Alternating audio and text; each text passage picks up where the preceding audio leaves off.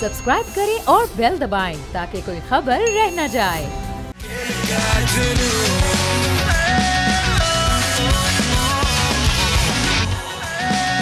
अस्सलामुअलैकुम and welcome to खेल का जुनून। मैं हूं आपके साथ आपकी मेज़बान आमना खटाना। मेरा साथ दे रहे हैं सलमान मिर्जा और आप मुझे भूल जाएंगी। नहीं, मैं ऐसी बात नहीं है सलमान, आप यहाँ पर मौजूद हो मैं भूल जाऊँ नहीं, क्योंकि मुझे अकेला फील होता है जिस दिन मैं खुद अकेली ट्रांसमिशन कर रही होती हूँ। सारी इन नातवा कंधों पर जिम्मेदारी होती है, तो जब सलमान साथ होते हैं तो एक सपोर्ट भी मिल जाती है, जिम्मेदारी आपकी कंधों पर है और तफरी भी हो जाती है।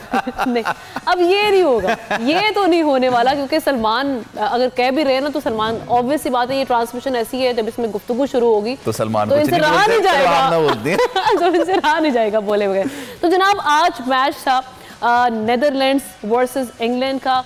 इंग्लैंड ने 160 रन से शिकस्त दी नेदरलैंड्स को। पहले टॉस जीता और उसके बाद बैटिंग की, 339 रन बनाए, 340 का हदफ था और 179 पे हमारे मैच से पहले ना हर मैच जो जिसके साथ हमें खेलना होता है ना वो फॉर्म में आ जाता है। हाँ, वो फॉर्म में आ जाते हैं। 300 साढ़े 300 रन ऐसे बनाते हैं और फिर हमें जो ना वो देखा ना अपनी जो छुरियां तेज करने के बाद हमारे पास आ जाते हैं। हमारा पाकिस्तान का इंग्लैंड के साथ आखिरी मैच है और वो निर्भर करता है, या आप ये समझ लें कि उससे पता चलेगा कि आप सेमीफाइनल्स खेलेंगे नहीं खेलेंगे। और एक मैच जो है वो कल का मैच है जिससे ये यकीन हो जाएगा कि पाकिस्तान ने सेमीफाइनल वाकई में खेलना है या फिर ये सिर्फ क़यास आराइयां होंगी। न्यूजीलैंड वर्सेस श्रीलंका बड़ा इंपॉर्टेंट मैच है पाकिस्तानियों के लिए। एंड आई होप कि बारिश जीत जाए इस मैच में, दोनों में से कोई ना जीते, बारिश जीत जाए। कर रहे हैं ना, लेकिन जनाब वो कल के मैच का क्या बनेगा ये तो कल ही बताएगा आने वाला वक्त। लेकिन आज के मैच की अगर हम बात करें तो आज बेन स्टोक्स का जो बल्ला था वो खूब चला और जिस तरह से उन्होंने स्कोर किया, सेंचुरी स्कोर की उन्होंने,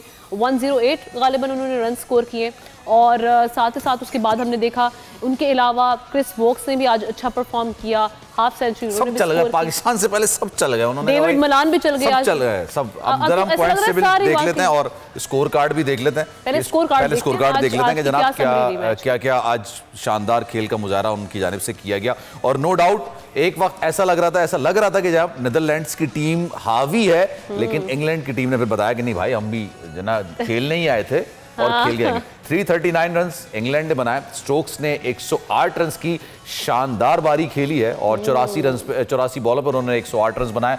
मलान ने 87 रन बनाए, वोक्स ने 51 और रूट आज आपको पता है किस तरह से आउट हुए? जैसे ग्लेन मैक्सवेल कल छक्के मार रहा था, हाँ, उन्होंने कहा यार मैं भी ट्राई करता हूं और इंतहाई कोई शर्मनाक तरीके से वो आउट हुए। लेकिन खैर 28 रन बनाए रूट ने, लेकिन नीदरलैंड जरा सा भी परफॉर्म नहीं कर सकी इंग्लैंड के आगे और 160 रन की एक बुरी शिकस्त नीदरलैंड्स को मिली है। बड़े मार्जिन से शिकस्त दी है इंग्लैंड ने और जिस तरह से अगेन वही बात आ जाती है कि कम बैक किया इंग्लैंड ने, तो पता नहीं। अच्छा, इस स्कोर कार्ड में ना एक और खास बात है, उनके जो है अली ने 3 विकेटें ली हैं, राशिद ने 3 विकेटें ली हैं। पाकिस्तान स्पिन में स्ट्रगल कर रहा है और आज मोइन अली ने भी अच्छी बॉलिंग का मुजाहरा किया। स्पिनर हैं, पाकिस्तान को टफ टाइम दे सकते हैं, 3 विकेटें उन्होंने हासिल कर ली।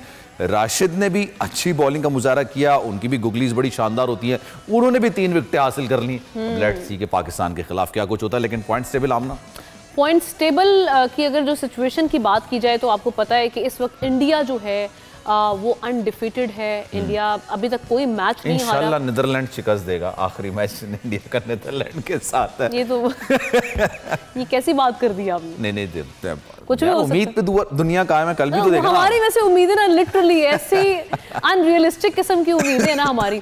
खैर एनीवे, इंडिया अभी तक अनडिफिटेड हमें दिखाई दे रहा है और इंडिया का ये आखिरी मैच होगा नीदरलैंड्स के बाद, जिसके बाद अभी तक सबसे पहले सेमीफाइनल में पहुंचने वाली टीम, उसके बाद दूसरा नंबर आता है जनाब साउथ अफ्रीका का और साउथ अफ्रीका जो है वो दूसरी सेमीफाइनल में पहुंचने वाली टीम है।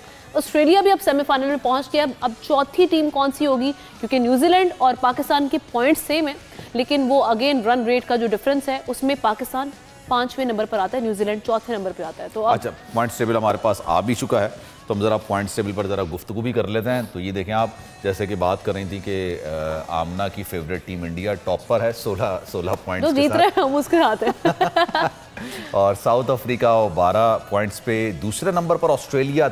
ये तीनों जो हैं वो सेमीफाइनल के लिए क्वालिफाई कर चुकी हैं, क्योंकि जो आईसीसी की जानिब से पॉइंट्स टेबल जारी किया जाता है उसमें क्यू उनके आगे लिखा होता है, तो तीनों के आगे क्यू लिखा हुआ है, तीनों क्वालिफाई कर चुकी हैं। अब जनाब अफगानिस्तान तो खैर आउट हो चुका है, ये अफगानिस्तान के पास कल एक अच्छा चांस था लेकिन वो अब आउट हो चुका है। चौथी पोजीशन के लिए सीट एक है, मुसाफिर दो हैं और एक ही सीट पे एक बंदा बैठ के आगे जा सकता है, तो अब वो न्यूजीलैंड हो सकता है या पाकिस्तान हो सकता है। सिचुएशन अच्छी है, न्यूजीलैंड का मुकाबला श्रीलंका से है, श्रीलंका अपनी बका की जंग लड़ेगी क्योंकि इसमें से जो टॉप 8 टीम्स होंगी इंक्लूडिंग पाकिस्तान, वो चैंपियंस ट्रॉफी जो पाकिस्तान में खेली जाएगी उसके लिए क्वालिफाई कर जाएंगी, और जो बाकी की एक टीम होगी वो फिर आपको क्वालिफायर खेलना पड़ेगा। और इस वक्त जो है श्रीलंका, आई गेस इंग्लैंड तो अब ऊपर जा चुका है, लेकिन श्रीलंका, बांग्लादेश भी मेरे ख्याल से अब उस टीमों में शुमार होगा जो कि क्वालिफाई करेगा। श्रीलंका, नीदरलैंड्स, तो श्रीलंका ने अगर कल का मैच जीत लिया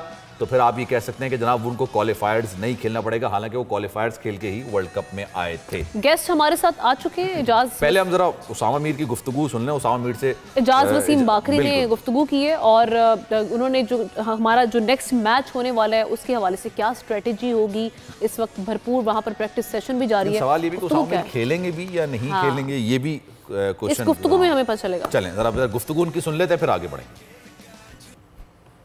आज मैं ईडन गार्डन्स कोलकाता में मौजूद हूँ। पाकिस्तान का इंग्लैंड के साथ बहुत अहम मैच आ गया है और पाकिस्तान इस मैच में कामयाब होकर सेमीफाइनल के लिए जा सकता है। मेरे साथ पाकिस्तानी टीम के लेग स्पिनर उसामा मीर मौजूद हैं, इनसे इस मैच के हवाले से बात करते हैं। उसामा, सबसे पहले तो मैं ये जानना चाहूँगा कि 4-5 दिन मिले हैं पाकिस्तानी टीम को यहाँ थोड़ा रेस्ट करने के लिए, रिलैक्स करने के लिए। आप लोगों ने शॉपिंग की, कप्तान ने गोल्फ खेली, कितना टीम रिलैक्स हो गई है यहाँ अब? जी बिल्कुल, जब आप किसी टूर्नामेंट के लिए आए होते हो और काफ़ी हाई इंटेंसिटी गेम्स खेल रहे होते हो तो आपको बहुत ज़रूरी होता है कि आपको रेस्ट डेज मिले, ऑफ डेज मिले, जिसमें आप शॉपिंग करें, जिसमें आप थोड़ा सा। आपने क्या क्या ख़रीदा है? मैंने तो अपने लिए ग्लासेस ही ख़रीदी हैं, फैमिली के लिए साड़ियाँ ख़रीदी हैं मैंने, तो वही उनके लिए लिया है।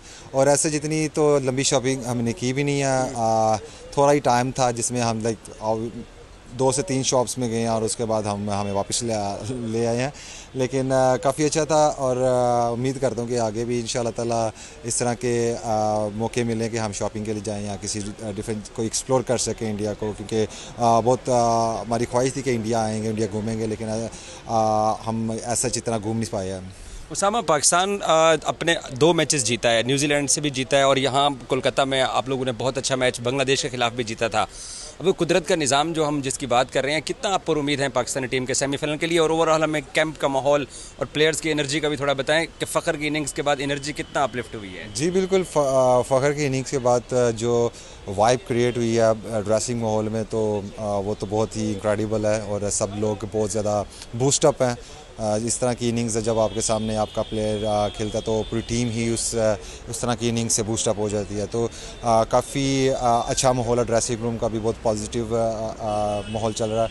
और रही बात कुदरत का निज़ाम की, वो तो और जो आगे वाला मैच आए वो तो हमारी चीज़ें हक में जा भी रही हैं, ये भी तो देखे ना। अफगानिस्तान के खिलाफ मैक्सवेल ने जो अनबिलीवेबल मैच जीता है वो हमारे हक में ये चीज़ें हैं। हाँ, अभी सो फार तो चीज़ें हमारे हक में जा रही हैं, लेकिन अगर अल्लाह को मंजूर हुआ तो इंशाल्लाह ताला आगे भी चीज़ें हक में जाएंगी और इंशाल्लाह ताला देखते हैं फिर आगे क्या होता है इंशाल्लाह। उसामा, एक वेरी फेयर सा सवाल है, हमारे स्पिनर से जो हमें तवक्कुआत थी, जडेजा, कुलदीप, हमने बड़ी अच्छी बॉलिंग देखी, आप लोगों ने स्ट्रगल बहुत किया है, क्या वजह है कि वो जो आप लोगों के ऊपर बोझ था बॉलिंग का, विकेटें लेने का, उसमें कहाँ पे स्ट्रगल किया है पाकिस्तानी स्पिनर्स ने स्पेशली इस वर्ल्ड कप में? जी बिल्कुल, हमसे उस तरह की बॉलिंग नहीं हो सकी जिस तरह जो एक्सपेक्टेशन थी, लेकिन इस चीज़ को हम कवर कर रहे हैं इंशाल्लाह ताला। जिस तरीके से प्रैक्टिस सेशन हुए हैं, जिस तरीके से आज भी प्रैक्टिस में मैंने जो बॉलिंग की है, इवन शहजाद ने जो बॉलिंग की है, उससे काफ़ी हद तक हमारा कॉन्फिडेंस लेवल बढ़ा है और मुझे उम्मीद है कि जो आने वाले मैचेस हैं उसमें डिफरेंस नज़र आएगा इंशाल्लाह ताला। जो पीछे हो गया सो उस चीज़ को हम वापस नहीं ला सकते, हम बस जो आगे आना है उसको ही बेहतर कर सकते हैं और उसको बेहतरी के लिए हम लगे हुए हैं इंशाल्लाह ताला। बाकी जो भी हो गया वो तो हो गया, इंशाल्लाह ताला आगे बहुत अच्छा इंशाल्लाह होगा। इंग्लैंड के खिलाफ हम जीतने जा रहे हैं ईडन गार्डन्स में, आप लोग पुरज़्ज़म में फुल पंप अप हैं, आज आप लोगों ने बड़ा हार्ड ट्रेनिंग सेशन किया है। आप कल का मैच जितवाएं, बाकी सारे मैच जीतेंगे इंशाल्लाह, क्योंकि एक इंपॉर्टेंट मैच है जो न्यूजीलैंड और श्रीलंका का। अगर उसमें पाकिस्तान के हक में फैसला निकलता है या बारिश होती है या श्रीलंका जीत जाता है न्यूजीलैंड से, तो उसामा कहते हैं पाकिस्तान की पूरी टीम, यही कौम भी यही कहती है कि पाकिस्तान सेमीफाइनल में आसानी से पहुँच सकता है। तैयारियों से आप मुतमईन हैं? नहीं, आपने जो सवाल किया था कि क्या तैयारियां होंगी इंग्लैंड के खिलाफ, तो पहले सवाल से तो मैं घबरा गया। उन्होंने कहा हमने घर वालों के लिए साड़ियाँ ले ली तो और नहीं, ये देखिए हम इंडिया घूमने के लिए पार्ट ऑफ द टूर है ना, ये टूर्नामेंट का एक हिस्सा है। ये मेन पार्ट है पहले डिसाइड करें ये मेन पार्ट है, ये नीड है या एसेसरी है। मुझे पता नहीं, कैसा लग रहा था कि ये एसेसरी नहीं है, नीड है। खैर चलें, गुफ्तगू का सिलसिला आगे बढ़ाते हैं। हाँ, साजिद भाई हमारे साथ मौजूद हैं और अब्बास सबीर साहब ने भी मुझे ज्वाइन किया है। गुफ्तगू का सिलसिला उनसे आगे बढ़ाएंगे। अब्बास भाई अस्सलाम वालेकुम, कैसे हैं आप? अब्बास भाई अनम्यूट कर लें, पूरी कौम आपको सुनना चाहती है। Sorry sir, sorry. अच्छा सर, ये बताइएगा, ये चले पाकिस्तान और इंग्लैंड का मैच, और आज इंग्लैंड और नीदरलैंड के मैच की तो बात करेंगे। कल की अभी तक प्रेडिक्शन है बारिश की, या ये बारिश की प्रेडिक्शन कम होती जा रही? क्योंकि पाकिस्तान और न्यूजीलैंड के दरमियान भी बारिश की बात थी, लेकिन उतनी ज्यादा की जा रही थी जितनी बारिश हुई नहीं। तो बारिश ने मैच मुतासिर तो किया, लेकिन पाकिस्तान के हक में कर दिया। कल के हवाले से काफी ज्यादा प्रेडिक्शन है, 2.2 mm दोपहर में हाँ कहा गया बारिश है, 8.2 mm रात में बारिश है, और 70 और 90% बारिश बताई जा रही है। तो ये इतना ही है या ये हमारी ख्वाहिशात हैं? बस इतनी फिर बारिश है, प्रेडिक्शन है, तो फिर कल मैच नहीं होना चाहिए। वो दुआएं हमारी फिर पूरी हो जाएंगी, और यही हम चाहते हैं कि कल बारिश हो जाए और पाकिस्तान का रास्ता आसान हो जाए। लेकिन बेंगलोर का सुबह से मैंने 2 बार वेदर शेयर किया, उधर की जो वीडियो मुझे वहां पे किसी दोस्त ने भिजवाई अपने ऑफिस के टेरेस से, उन्होंने वीडियो बना के भिजवाई। तो वो आधे बादल और आधे धूप, तो वहां का वेदर भी जरा थोड़ा सा इसी तरह ही है, बेवफा सा वेदर है। किसी वक्त भी धूप निकल आती है, किसी वक्त भी बादल आ जाते हैं। लेकिन चले खबर शेयर करें फिर आपके प्रोग्राम के अंदर। जी जी, साजिद भाई भी हैं, अच्छा है। चले, मैंने टिकट्स दिए हैं, वो मैं लिख रहा था, अब प्रोग्राम शुरू हो गया कि वो इंजमामुल हक साहब फारिग हो गए आज क्रिकेट बोर्ड से। अच्छा, उनका इस्तीफा मंजूर कर लिया गया है। अच्छा, अभी तक जो मैं अब वो कल तक सेंट्रल कॉन्ट्रैक्ट में थे और फैक्ट फाइंडिंग कमेटी बनी, अपनी सफाई देने की बजाय क्रिकेट बोर्ड तो उनकी बड़ी रिस्पेक्ट कर रहा था एज ए लेजेंड के उनको अगर वो क्लियर हो जाते हैं तो दोबारा से वो अपने ओहदे के ऊपर बहाल हो जाएंगे। लेकिन वो मुख्तलिफ टीवी चैनल्स के ऊपर सेंट्रल कॉन्ट्रैक्ट के अंदर कोई भी मुलाजिम जब होता है तो किसी टीवी चैनल पर बात नहीं कर सकता। वो तो टीवी चैनल पर अपनी सफाइयां दे रहे थे। एक दिन पहले भी चेयरमैन ने उनको बुलाया था, जिस दिन ये सारा मामला हुआ उस दिन भी वो क्रिकेट बोर्ड नहीं आए। एक टीवी चैनल के जरिए उन्होंने कहा कि जी मैंने इस्तीफा दे दिया। तो अभी खबर ये है कि इंजमामुल हक साहब फारिग हो गए पाकिस्तान क्रिकेट बोर्ड से और उनका इस्तीफा मंजूर कर लिया गया है। अगले जो चीफ सेलेक्टर के लिए मुख्तलिफ नाम है उन पर गौर किया जा रहा है। और जो मौजूद कौन है कैंडिडेट्स, कौन है अगले चीफ सेलेक्टर के लिए? देखें, कैंडिडेट के नाम अभी आपको मैं नहीं बता सकता, क्योंकि कंसिडरेशन के अंदर चीजें मुख्तलिफ सोर्सेज बता रहे हैं। ऑथेंटिक चीज हमें बतानी चाहिए हमेशा, लेकिन जो भी मौजूद होगा वो चीफ सेलेक्टर सामने आ जाएगा, वो और 1-2 दिन के अंदर आ जाएगा। लेकिन इंजमामुल हक साहब जो है वो तो इंजमाम का इस्तीफा कबूल करने की वजह मुख्तलिफ टीवी चैनल्स में सफाइयां देना, ये वजह बनी है। अच्छा, बड़ी दिलचस्प बात ये भी है ना अब्बास भाई के जो फोरम होता है सफाई देने का, अगर आप सही हैं तो वो फोरम इस्तेमाल नहीं किया जाता, दूसरा फोरम इस्तेमाल किया जाता है। तो जहां पर आपको जाके अपनी सफाई देनी चाहिए वहां आप दे नहीं रहे, तो मीडिया का रुख आपने कर लिया था।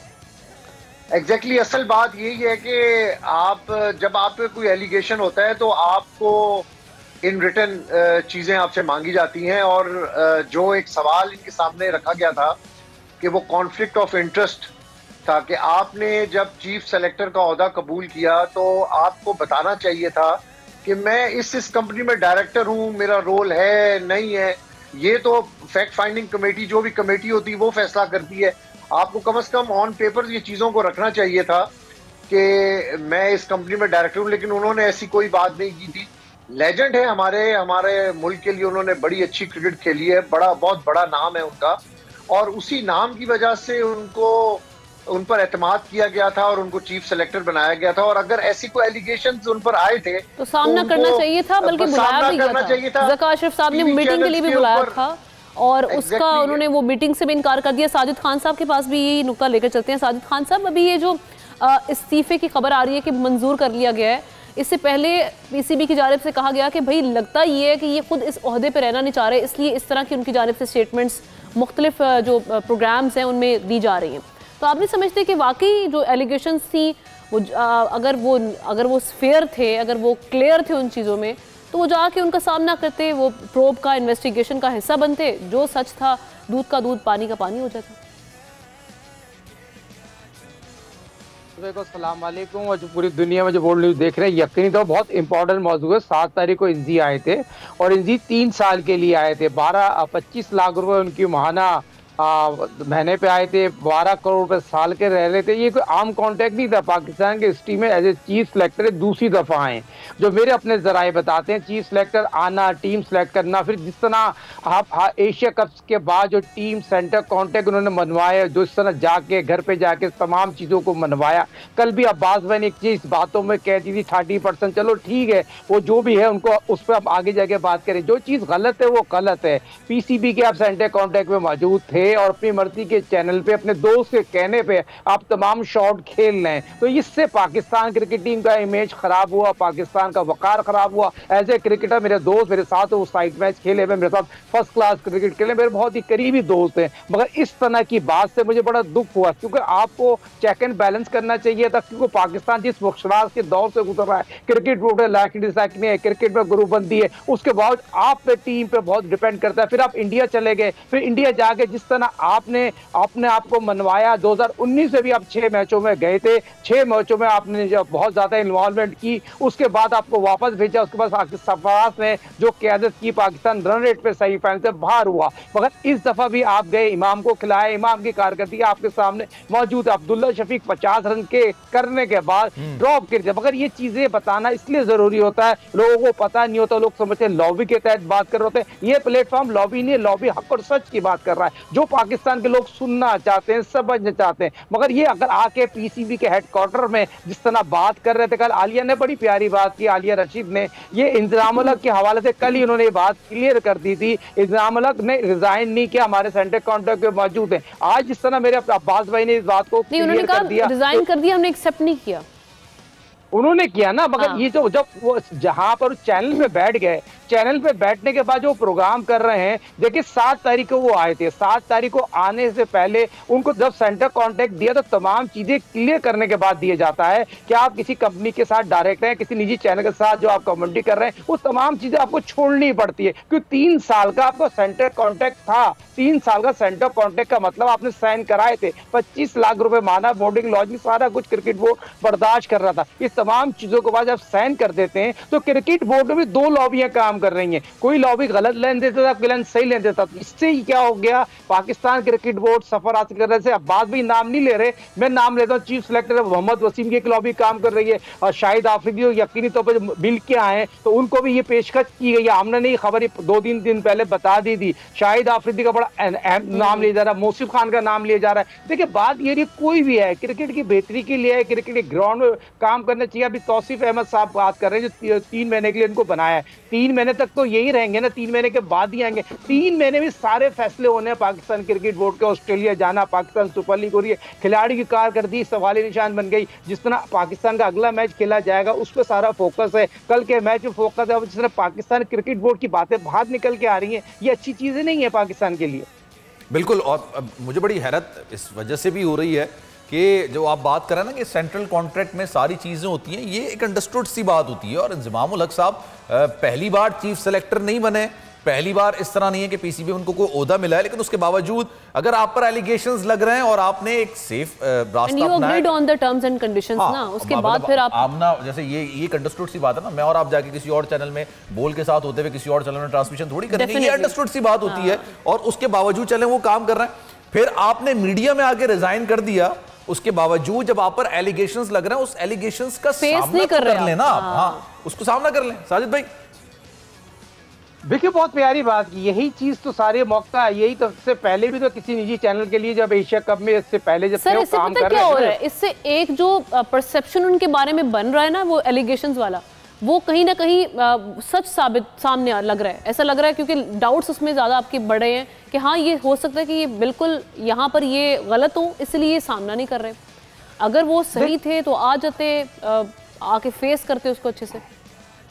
देखिए आमना सलमान भाई अब्बास की हाइट बहुत बढ़ गई है, इससे कि वो पाकिस्तान की कारकर्दगी एक सवाली निशान है। फिर इनकी जो कंपनी से 2 कंपनियों की बात की जा रही है, कंपनी तो है नहीं 2 कंपनी है। फिर जो हमारे अपने जराए बताते हैं, उनका भाई भी है, फिर एक विकेट कीपर बैट्समैन भी है, तमाम चीज़ें और बहुत से प्लेयर हैं। और प्लेयरों के साथ एजेंट भी, और जिस तरह की बात की जा रही है, निशानदेही की जा रही है, ये यकीनी तौर पर ही विड्रॉ करना चाह रहे हैं। जिसे इसका बहुत ही हाई लेवल की कमेटी बन चुकी है। जब तक कंपनी कोई फैसला ना करे उनको डिसीजन नहीं लेना चाहिए। कल मीडिया कोऑर्डिनेटर जनरल में जो बहुत इंपॉर्टेंट बात की, उन्होंने रिजवान को क्लियर देने वाली वो कौन होती है भाई, पहले तो मुझे बताइए। उन्होंने कहा रिजवान इस चीज से क्लियर है। तो पहले तो आप मुझे ये बताइए, सलमान भाई आप भी एक प्रोग्राम करते हैं, आमना अब्बास भाई आप भी एक बताइए, कमेटी बना दी, कमेटी के बाद ही आप अनाउंस करें ना।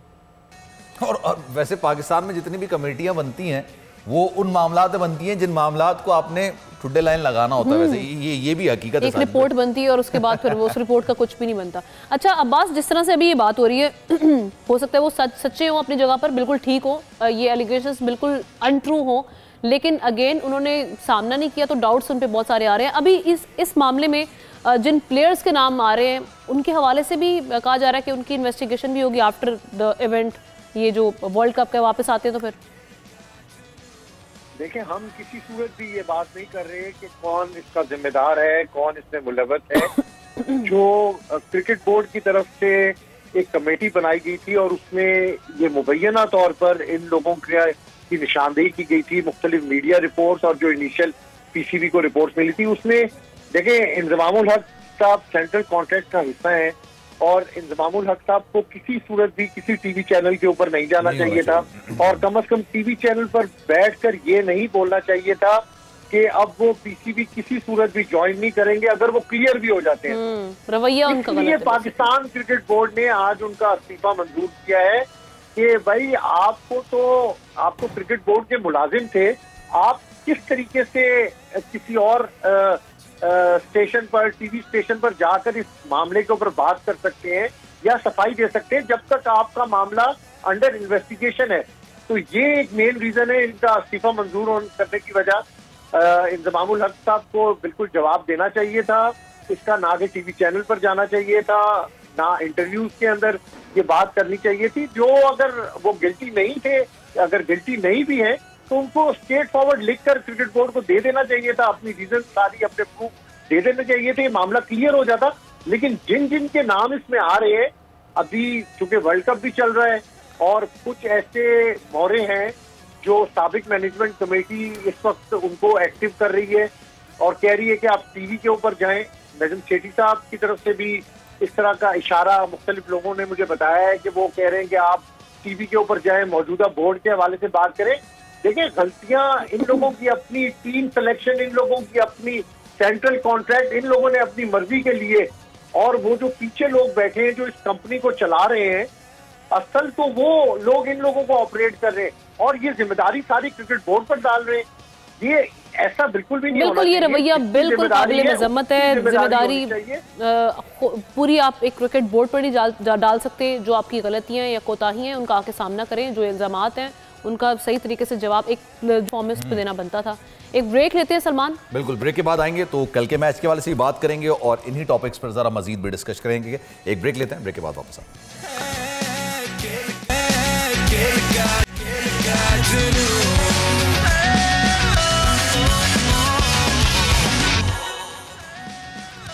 Welcome back once again. और जनाब हम वापस आ चुके हैं। ब्रेक पर जाने से पहले गुफ्तगू हो रही थी जिस तरह से अभी हमारे जो चीफ सेलेक्टर इंजमामुल हक साहब थे, अब तो वैसे वो चीफ सेलेक्टर नहीं रहे, अपने ओहदे से मुस्ताफ़ी हो चुके हैं। और इसके अलावा भी जो दीगर हम देख रहे हैं इस वक्त सिचुएशन जो चल रही है, मामला पर बात भी हो रही है। जैसे निगरान वज़ीर आज़म है, उन्होंने ये कहा कि भाई हम पीसीबी के मामला को इसलिए इतना वो सीरियसली ले रहे क्योंकि 3 महीने बाद जो नई गवर्नमेंट आएगी ये उनकी जिम्मेदारी है, हम अपने ऊपर नहीं लेना चाहते। और ये लॉजिकली सही भी बात है। हाँ। लेकिन वो 3 महीने जो है ना, वैसे यहाँ पे लॉजिक से कौन चल रहा है? ये भी एक लॉजिकली सही सवाल है। पंजाब में एग्जैक्टली।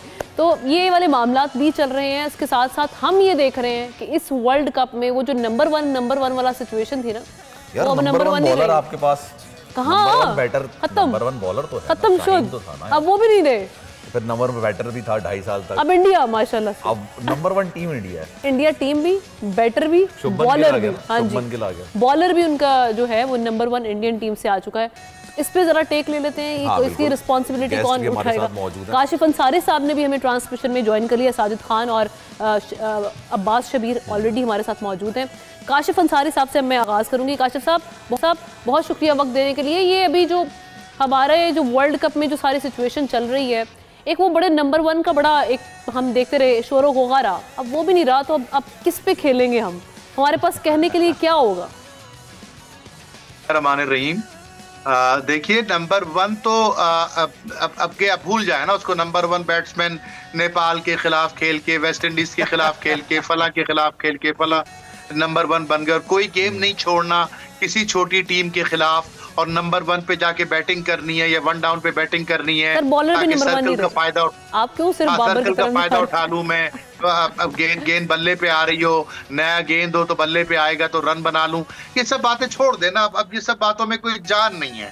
इस वक्त हमें जरूरत इस बात सोचने की है कि आगे क्या होने वाला है। एक हफ्ते के अंदर अंदर क्या पाकिस्तान टीम का जल्दी वापसी का इरादा है या कोई उम्मीद है आगे बढ़ने की? तो ये एक असल सवाल है। ना बॉलर नंबर 1 है, ना बैट्समैन नंबर 1 हमारे पास, ना टीम नंबर 1, ना खिलाड़ी नंबर 1, ना स्पिरिट नंबर 1, ना ड्रेसिंग रूम नंबर 1, ना dugout number 1। That's the valid question. Kashif, मैं काशिफ भाई सवाल आपसे करना चाहता हूँ कि देखिए हमने T20 में भी फाइनल पहुंच गए थे। फाइनल में हमारा इंग्लैंड से मुकाबला हुआ था, इंग्लैंड ने कप उठा लिया था, लेकिन उस वक्त भी ये बात की जा रही थी कि क्या हम डिजर्व करते हैं फाइनल या सेमीफाइनल खेलना। अगर मैं आपको इसी कैटेगरी के अंदर बात करूं, पाकिस्तान के खिलाफ हर कोई 300, 350, 350, अब तो उससे भी आगे बढ़ गया कि 401 रन भी बना लिया। तो पाकिस्तानी बॉलिंग अटैक के सामने 401 रन बन रहे हैं, उसी कंडीशंस में, उसी पिच पर दूसरे जो बॉलर्स होते हैं वो रिस्ट्रिक्ट करते हैं 300, 350। तो हम डिजर्व करते हैं। चलें, कुदरत का निजाम आ गया, चल गया और हम दुआ करते हैं कुदरत का इंतकाम ना हो, कुदरत का निजाम हो। प्यारे भाई ये गुफ्तगू हम पिछले प्रोग्राम में वीकेंड पे कर चुके हैं कि आपकी बॉलिंग पिछले 4-5 सालों से जिस तरह से पिटाई खा रही है। क्या भूल गए 3 छक्के आप टिम पेन के? क्या भूल गए वो फाइनल जो आप खेल रहे थे और जीता हुआ गेम आप हार गए थे? लेकिन चूंकि आप फाइनल में पहुंच गए थे तो आपने उसके खिलाफ कोई बात नहीं की, उसका कोई एहतसाब नहीं किया, कप्तान को बुला के पूछा नहीं कि आप मिड ऑफ पे खड़े हुए थे, क्या टीम प्लानिंग थी, क्या आपको बॉलर को हिदायत देनी थी? क्या आप भूल गए 2019 का वर्ल्ड कप कि जनाब वो तो रन रेट की वजह से हम नहीं जीत पाए जी, सेमीफाइनल में नहीं आ पाए, वरना हम तो बहुत अच्छा खेले थे। ये सब बातें, वो होता है ना कि जीत जब होती है तो उसके 100 बाप होते हैं और हार का कोई एक भी नहीं होता। तो भाई आपकी बॉलिंग नहीं है, ना आपकी बॉलिंग में कोई ऑफ स्पिनर है, ना आपकी बॉलिंग में कोई विकेट टेकर है, ना आपके कप्तान या टीम मैनेजमेंट के पास मुखालिफ टीम के खिलाड़ियों को आउट करने का और उनकी कमजोरियों से फायदा उठाने का कोई प्लान है। दिमाग नहीं है भाई, प्लीज, इनमें से किसी के पास दिमाग नहीं है, क्रिकेटिंग ब्रेन नहीं है। क्रिकेटिंग ब्रेन ना मोर्नी मोरकल का है, ना आपका जनाब आपके कोच का है, ना डायरेक्टर आपके क्रिकेट का है, ना आपके बैट्समैनों का है, ना कप्तान का है, ना बॉलर का है। आप सिर्फ इसलिए खेल रहे हैं क्योंकि आप क्रिकेटिंग नेशन है और आप इंडिविजुअल ब्रिलियंस पे जीतते हैं। खुदारा ये समझ ले इस बात को कि इंडिविजुअल ब्रिलियंस, टीम पे नहीं जीतते आप। आपको फखर ने 150 रन बना दिए तो आप जीत गए। आपको शाहीन एक मैच में 5 विकेट लेके चला जाएगा, आप जीत जाएंगे। आप समझेंगे कि आपकी टीम जीती है। टीम नहीं जीती, खिलाड़ी जीता है। इस बात को समझे। टीम वो होती है जो एक ग्राउंड में खेल रही होती है और एक डग आउट में बैठी होती है। हमारे पास हर गेम हमारा कप्तान खेलेगा, हर गेम हमारे वो खिलाड़ी खेलेंगे जो T20 भी खेलेंगे, वनडे भी खेलेंगे, टेस्ट मैच भी खेलेंगे, हर और नेशनल लीग भी खेलेंगे और इंटरनेशनल T20 लीग्स भी खेलेंगे। और डोमेस्टिक नहीं खेलेंगे। बस कर देना।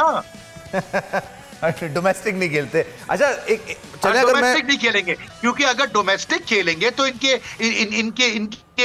नर्ख कम हो जाएंगे, इनके रेट कम हो जाएंगे। इनको जरूरत ही नहीं है डोमेस्टिक खेलने की। जो डोमेस्टिक खेल रहे हैं बच्चे, जो दिन रात अपना खून पसीना एक कर रहे हैं, उनकी जगहों पर ये बराजमान है और इनकी हर मुमकिन कोशिश है कि उनमें से कोई एक बच्चा, कोई एक लड़का आगे बढ़ के ना आ पाए। कल को इनकी पोजीशन आप अपनी बेंच स्ट्रेंथ देख लेना। आपके पास बेंच स्ट्रेंथ में, मैं अक्सर और बेशतर इंडिया की मिसाल देता हूं। इंडिया में पांड्या अनफिट हुआ, उन्होंने शामी को बुला लिया। अब उनको शामी को बाहर बिठाना उनके लिए एक वबाले जान है। उनको अगर पांड्या और शामी से कोई सेलेक्ट कर रहा है, तो पांड्या बाहर हो चुका है, लेकिन उसके बावजूद सेलेक्ट करने में उनके लिए मुश्किलात होंगी। हम ले दे के फिर शादाब खान पर आ जाएंगे, हम ले दे के फिर मोहम्मद नवाज पर आ जाएंगे, हम ले दे के फिर मोहम्मद वसीम पर आ जाएंगे, हमारे पास हसन पर आ जाएंगे।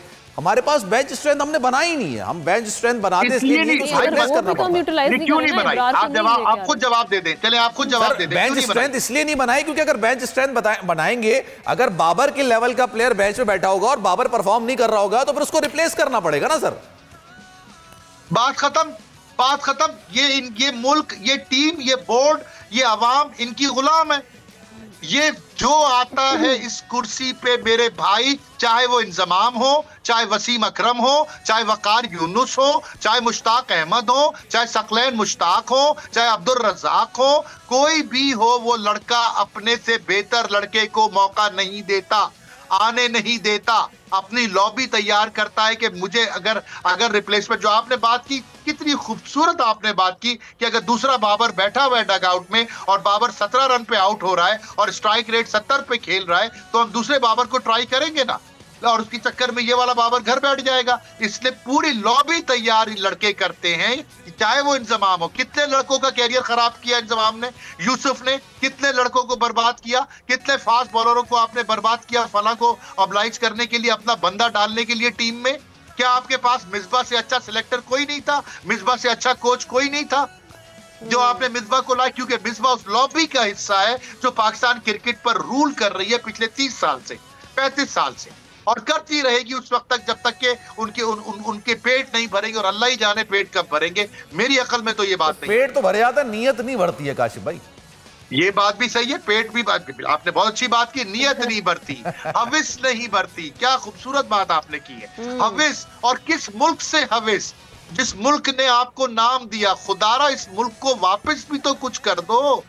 क्या इससे लेते ही रहोगे? क्या जिंदगी भर इसकी बोटियां नोचते रहोगे? दे दी ना इज्जत, दे दिया ना मुकाम।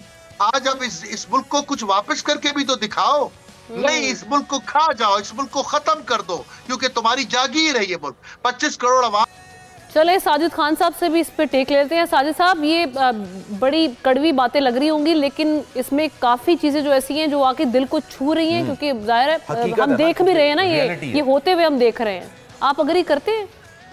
देखिए, मैं तो हमेशा ये बात कहता हूँ, आप मुझसे एग्री करती है। मैंने जितनी भी गुफ्तगू की, तमाम चीज़ें की, मैंने तो आपको बहुत पहले से बताया। 4 साल से कप्तान है, 4 साल से लैकिंग प्ले पावर, अपनी मर्जी के खिलाड़ी खिलाड़े, अपनी मर्जी के टीम सेलेक्ट कर रहे हैं। कहाँ गई पाकिस्तान क्रिकेट टीम के? कहाँ गया सरफराज अहमद जिस टीम को खड़ा किया? कहाँ गए शान मसूद? कहाँ गया माज वसीम? कौन लॉबी है ये? लॉबी तो खत्म करे पहले। प्लेयर पावर है ना कोई, और लोग तो आके क्यों बोले? मोइन खान जैसा बंदा chief selector Pakistan cricket team में क्यों नहीं आता? पाकिस्तान क्रिकेट टीम में ऐसे लोग, शाहिद आफरीदी आता है, चीफ सेलेक्टर बनता है, सरफराज को मौका देता है, 304 साल पैसे मांगते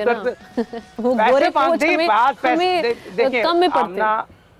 आमना शाहिद आया था, सरफराज को मौका दिया, उसने पाकिस्तान के लिए 4 साल बाद कम बैक किया। 4 साल में टेस्ट मैच में कम बैक करना, 300 रन बनाना, उसके बाद ओडीआई में दूध में मक्खी की तरह उसको निकाल के बाहर फेंक दिया। बात ये हो रही है पाकिस्तान क्रिकेट टीम में सिस्टम, लाइकिंग डिसलाइकिंग। रमीज आता है, रजम शेट्टी आता है, ज़फ़र अशरफ आते हैं, वो क्रिकेट बोर्ड में 3-3 चेयरमैन आ जाए, फिर अपनी मर्जी के लोग आएंगे, अपनी मर्जी का चीफ सेलेक्टर आएगा, फिर सेंटर कॉन्ट्रैक्ट अपनी मर्जी से मनवाने, घर जाके साइन करवाने ले जाएंगे। फिर इस तरह की चीजें तो होंगी ना। कहाँ, मुझे बताओ, सेंसियो लोग कहाँ हैं? कहाँ जावेद मियादाद कहीं नजर आते हैं आपको? कोई बड़ा प्लेयर आपको नजर आता है क्रिकेट में? मगर जब तक आपकी लॉबी नहीं होगी, कोई सही लोग नहीं आएंगे, इस तरह की बातें होती रहेगी। हर आदमी अपनी दुकान चमकाने के लिए तैयार है, हर आदमी अपनी बात करने को तैयार है, मगर मुल्क के साथ कोई सेंसियर नहीं है। जिस तरह 4 साल बाद ये वर्ल्ड कप आता है, किसी ने तैयारी करी, वर्ल्ड कप के लिए तैयारी करी, वनडे टूर्नामेंट कराया, प्राइवेट लीग के ऑफर तरजीह देते हैं, एनओसी को तरजीह देते हैं, एजेंट क्रिकेट का बेड़ागर करते हैं, फ्रेंचाइज क्रिकेट का बेड़ा करते हैं, पेशावर जल्मी डंके की चोट में इन्वॉल्वमेंट है, लाहौर कलंदर इन्वॉल्वमेंट है। ये क्या हो रहा है पाकिस्तान में? पाकिस्तान में ये चीज इस तरह होती है। कमर्शियलाइज कर दिया ना सर साजिद भाई, चीजें कमर्शियलाइज हो गई। क्या बात करती है यार, कहने जिसका जो चाहे कह देता है। भाई लाहौर कलंदर का आकी जावेद चाह रहे हैं शहनशाह आफरीदी कप्तान बन जाए, वो फलाना आ रहा है, इंदी चाह रहा है वो बन जाए। इससे क्या हो रहा है? पाकिस्तान टीम सफर हासिल कर रहा है, क्रिकेट सफर हासिल कर रहा है। कहाँ है लोग? अच्छे लोग है ही नहीं। जो लोग, जिन लोगों को क्रिकेट बोर्ड में आना चाहिए, क्रिकेट बोर्ड से भाग रहे हैं। बिल्कुल। अब्बास शब्बीर साहब, आपका इस सारी सूरत हाल में मौक़िफ़ एक चले। अभी तो खैर सबसे बड़ी बात कि सिलेक्शन पे सवाल उठना चाहिए और होना भी चाहिए। लड़के तैयार नहीं है किए गए, उस पर भी सवाल होना चाहिए। आपको एक दफ़ा याद होगा, शाहिद का बयान था, उन्होंने ये बात बोली थी कि भाई पाकिस्तान में टैलेंट नहीं है, और ये उस वक्त था जब वो खेल भी रहे थे। तो शायद हम लोग रिप्लेसमेंट तैयार ही नहीं करते जब तक आप रिटायर नहीं हो जाते। मीनवाइल उस एरा के अंदर जितने भी बड़े प्लेयर्स होते हैं जो आगे आके अपना नाम, पाकिस्तान का नाम रोशन कर सकते हैं, उसको हम जाया कर देते हैं। आसिम कमाल, बेतहाशा इस तरह के नाम मौजूद हैं जो कि जाया हो गए, खत्म हो गए। सर अभी भी हम चांसेस बड़े लेट देते रहे हैं। इस वर्ल्ड कप की मिसाल सामने ना, फखर को कितनी लेट खिलाया, इब्रार को हमने हिस्सा ही नहीं बनने दिया। पसंद नापसंद चल रही है जी क्रिकेट में काफी अरसे से। बिल्कुल जो आपने नाम लिए सारे, कई प्लेयर इग्नोर हुए, साजिद भाई ने नाम लिए, कई प्लेयरों के कैरियर तबाह हुए। डॉक्टर साहब ने बड़ा क्लियर बताया कि किन किन प्लेयर्स ने, बड़े बड़े प्लेयर्स के जो कैरियर है वो तबाह हो गए। बड़ी नफसा नफसी है, खेचा खाची है।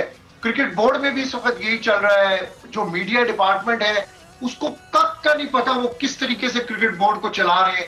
हम खबर दे रहे हैं, आगे से वो तरदीद देते हैं, फौरन एक लेटर आईपीसी मिनिस्ट्री की तरफ से आ जाता है। हम खबर देते हैं कि इंजमामुल हक का इस्तीफा मंजूर कर लिया है, उधर से वो किसी और टीवी चैनल के ऊपर खबर चलवा देती है मैडम कि नहीं जी हम कानूनी तौर पर कुछ उसके थोड़ी देर बाद खिचड़ी पकी हुई है।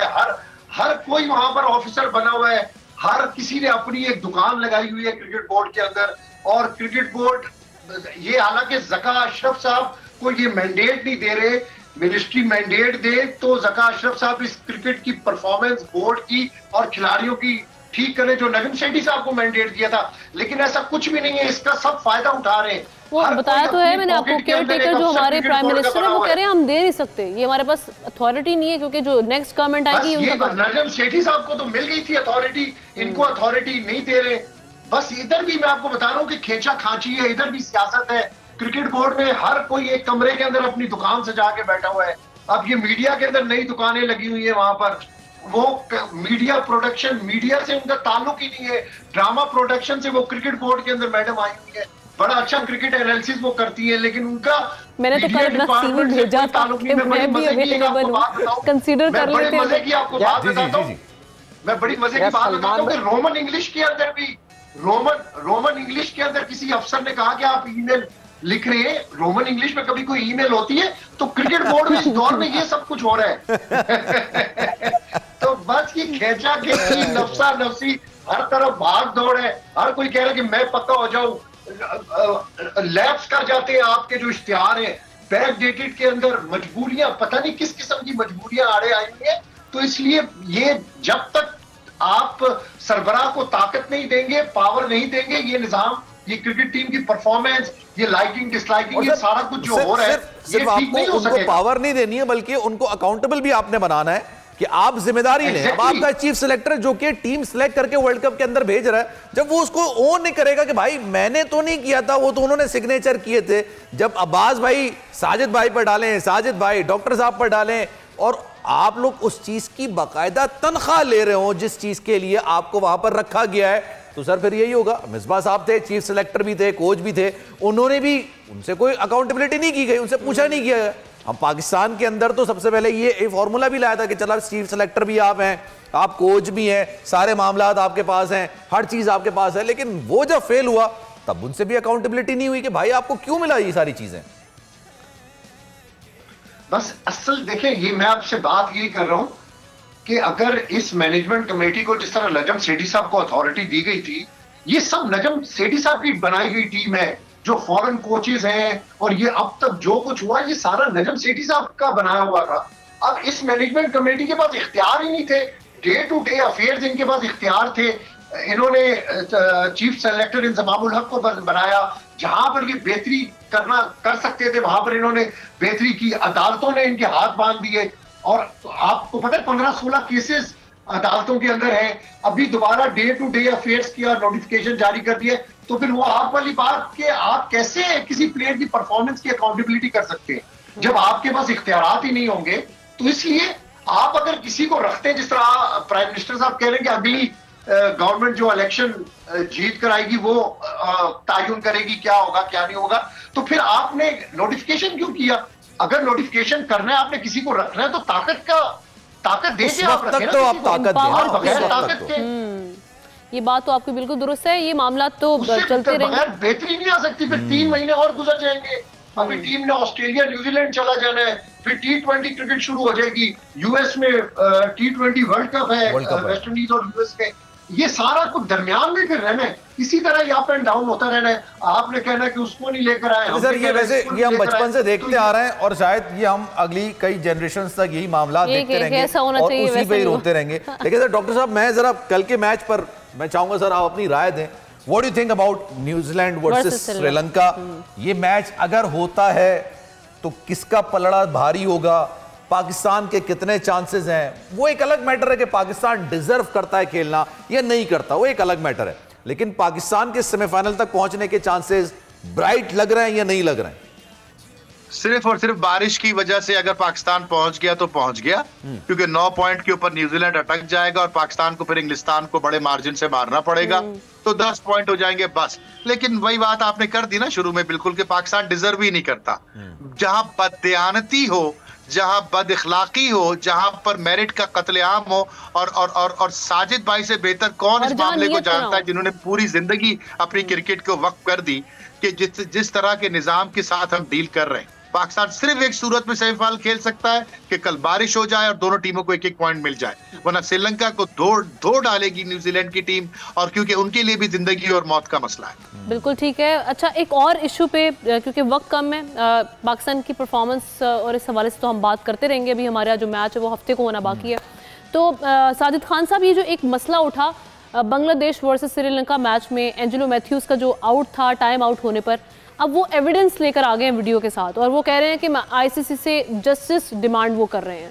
आप समझते हैं कि ये एक तो पहले हिस्ट्री में पहली बार ऐसा हुआ कि टाइम आउट पर किसी को आउट दिया गया, उसके बाद कुछ होगा? 40.1 रूल है आईसीसी का, 40.1.1, और वो बड़ा डिस्टिंग्विश है कि भाई आप टेस्ट मैच में 3 मिनट है, वनडे के अंदर आपका 2 मिनट है, और T20 के अंदर वो 1.5 मिनट तक आ जाता है। लेकिन वो 2 मिनट, एंजेला मैथ्यूज जिस दिन प्रेस कॉन्फ्रेंस करना आया था उसी दिन उन्होंने बात बोल दी थी कि हमारे पास एविडेंस मौजूद है, और उन्होंने वो ट्विटर पर शेयर कर दी वीडियो।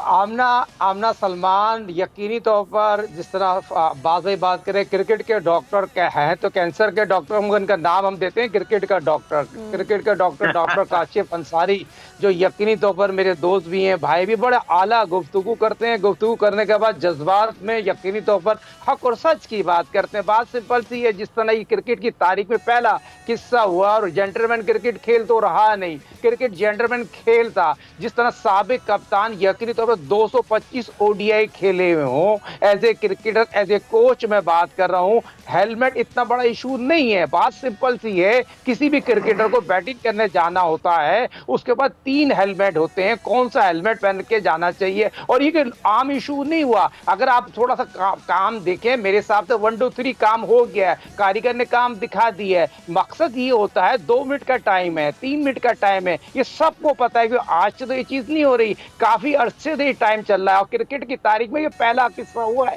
जो हम आपको बयान करने चाह रहे हैं। अगर वो चाहते हो गार्ड लेने के बाद ये तमाम चीजें करते तो ये चीजें नहीं होती, मगर लेकिन इस चीज को है ना कि टाइम तो हुआ नहीं ना उतना पूरा जिस पे उन्होंने अपील कर, उसका मतलब 1 2, उसका मकसद तो 1 2 3 हो गया ना, कारीगर ने काम दिखा दिया।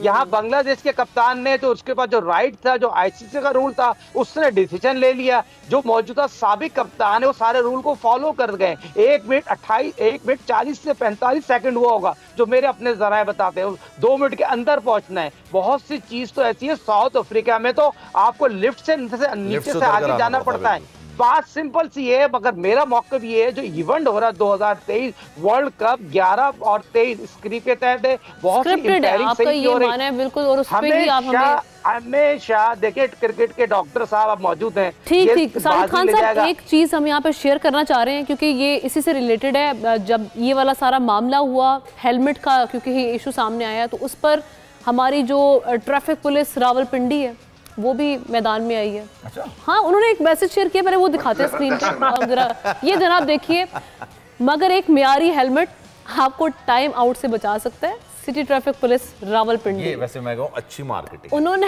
एग्जैक्टली, ये बहुत बेहतरीन मार्केटिंग। अफसोस मगर एक हेलमेट आपको टाइम आउट होने से बचा सकता है, लेकिन अगर यही काम करना ना, खैर ये तो एक ट्रैफिक पुलिस वालों ने अच्छा फायदा उठाया। लेकिन डॉक्टर साहब, अगर यही काम करना है, लेट्स सपोज मैं दोबारा से उसी इशू पर आता हूँ, सर एआई को खड़ा कर देते हैं, जब सारे रूल्स ही आपने फॉलो करना है, ग्राउंड रियलिटीज आपने नहीं देखनी, तो सर फिर एआई को कर देते हैं, फिर वो ज्यादा अच्छा। भाई आपने रूल्स नहीं चल रहा है। एआई से क्रिकेट खिलवा लेते हैं ना, एआई से क्रिकेट भी खिलवा लेते हैं, सबको घर छोड़वा देते हैं। बात ये नहीं। अच्छा, इसमें एक और बड़ा खूबसूरत पहलू है या अजीब सा पहलू है, वकार यूनुस पे बांग्लादेश में ढाका के हाई कोर्ट में केस हो गया है। साजिद भाई सुना ना आपने कि उनके ऊपर केस डाल दिया गया कि उन्होंने किस तरह से शकीबुल हसन के बारे में अपने इल्जाम लगाए। जी जी जी जी जी। लेकिन तो वकार यूनुस के बारे में शायद वो भूल गए कि वो ऑस्ट्रेलवी शहरी हैं। उन्होंने अनाउंस कर दिया कि मैं बहुत थोड़ा सा पाकिस्तानी रह गया हूँ, ज्यादातर मैं ऑस्ट्रेलवी हूँ। तो अब ऑस्ट्रेलिया और बांग्लादेश के ताल्लुकात भी खराब होने जा रहे हैं। बांग्लादेश के वैसे जो शाकिबुल हसन है उनका इन्फ्लुएंस क्रिकेट में बहुत ज्यादा है, क्योंकि वो वजीर आजम साहिबा के बड़े करीबी समझे जाते हैं। उनको फिर से वापस लाया गया, उनकी बदतमीजियां डोमेस्टिक के अंदर तमाम चीजें अपनी जगह पर हैं। लेकिन सर उन्होंने जो अपनी गुफ्तगू की थी उसमें उन्होंने वॉर का लफ्ज यूज किया। उन्होंने कहा ये वॉर है, उस वॉर के अंदर हमें जो चीज वॉर जीतने के लिए इस्तेमाल करनी है हम करेंगे। सर ये गेम वॉर बन चुका है। गलत बात है, छोटी बात है। वही वाली बात के वजीर आजम के मंजूर नजर, हमारे इंतजाम भी तो वजीर आजम के मंजूर नजर हैं। हमारे यहाँ बाकी लोग भी तो है, तो दोनों ममालिक की क्रिकेट का जो बैंड बजाई गई है, सत्यानाश किया गया है, वो वजीर आजम के मंजूर नजर लोगों ने किया है। और अभी से नहीं किया, सालों से किया है, तो करते रहे हम लोग। पता हमारी बदकिस्मती क्या है? इस मुल्क की बदकिस्मती यह है कि जिसने इस मुल्क से प्यार किया है, जिसने इस मुल्क की इज्जत की है, उसकी हमने कदर नहीं की। चाहे वो कोई भी शख्सियत हो, मैं नाम नहीं लूंगा। प्यार करने की सजा दी है सर। ये कह लें, सजा दी है, इस मुल्क से मोहब्बत की सजा दी है। ये दुनिया का वाहिद मुल्क है जिससे प्यार करने की सजा मिलती। अरे वाह, यकीन करें। लेकिन ऐसी बातें के साथ खत्म कर देते हैं, वरना तीर चल रहे हैं। काशिफ अंसारी साहब बहुत शुक्रिया। साजिद खान साहब हमारे साथ मौजूद थे।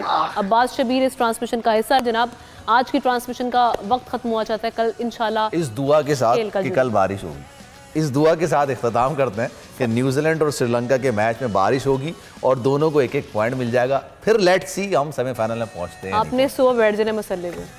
अल्लाह हाफिज।